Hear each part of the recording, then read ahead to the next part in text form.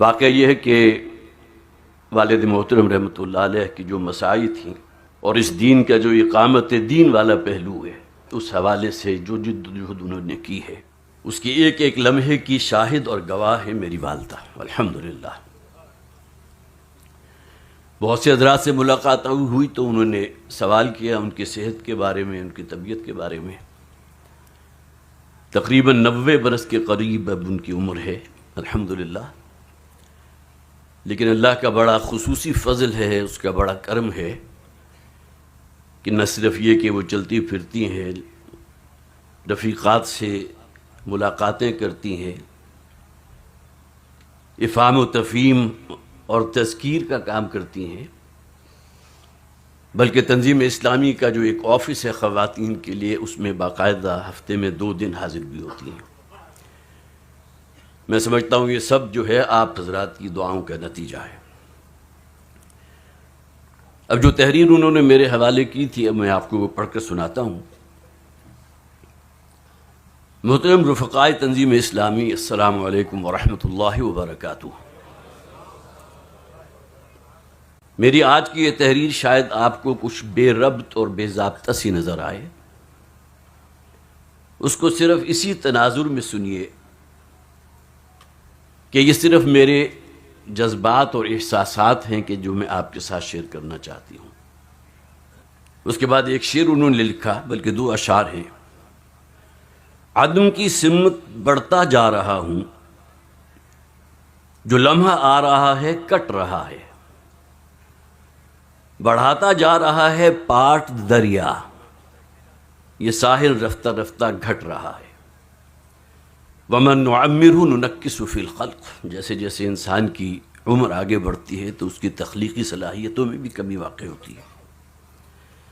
واقعہ یہ ہے کہ ہر آنے والا سال اس بات کی گواہی دے رہا ہے کہ گردوں نے گھڑی عمر کی ایک اور گھٹا دی۔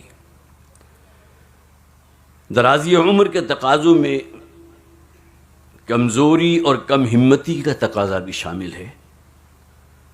خود کو کسی قابل نہیں سمجھتی، اپنی بساط بھر کچھ پڑھ بھی لیتی ہوں، کچھ سن بھی لیتی ہوں، اور آج کل کے موجودہ حالات میں فلسطین کے مسلمانوں پر جو ظلم و جور ہو رہا ہے، اس پر دل جو ہے خون کے آنسو ہوتا ہے۔ آگے بڑھ کر کچھ کرنا چاہتی ہوں لیکن کر نہیں پاتی۔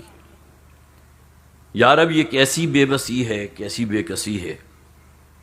میں خود نہ سہی، میری جماعت، میرے بچے، ان کی اولادیں، ان میں سے کوئی تو ہوتا جو اپنے سر کٹواتا، زخمی ہوتا، کسی زخمی کو سہارا دیتا، اور اسی طرح بھاگ دوڑ کرتا جس طرح فلسطینی مجاہدین بھاگتے دوڑتے نظر آ رہے ہیں۔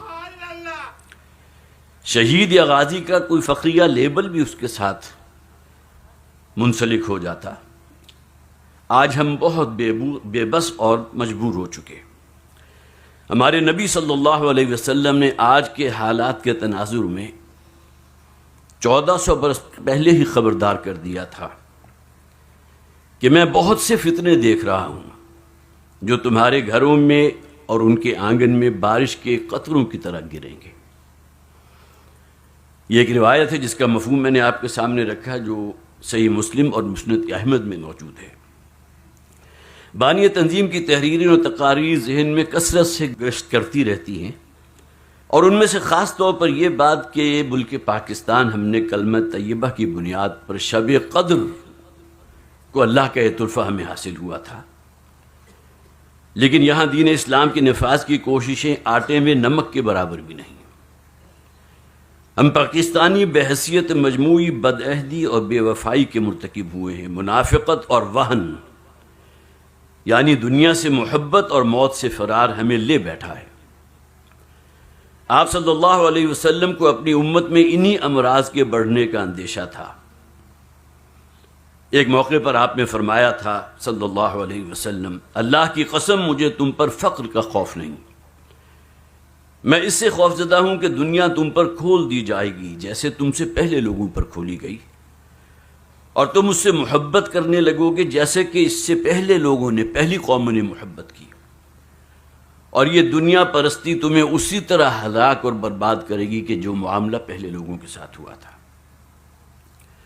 اس نوع کی احادیث کے مصداق موجودہ حالات کو دیکھتی ہوں تو ڈر جاتی ہوں، اللہ تعالیٰ سے دعائیں مانگتی ہوں کہ اللہ ہمیں اپنے عذاب سے ہلاک نہ کرنا، اللہم لا تقتلنا بغضبک ولا تہلکنا بعذابک وعافنا قبل ذلک، ہمیں شہادت کی موت عطا فرما، اے پروردگار ہم تیرے دین مت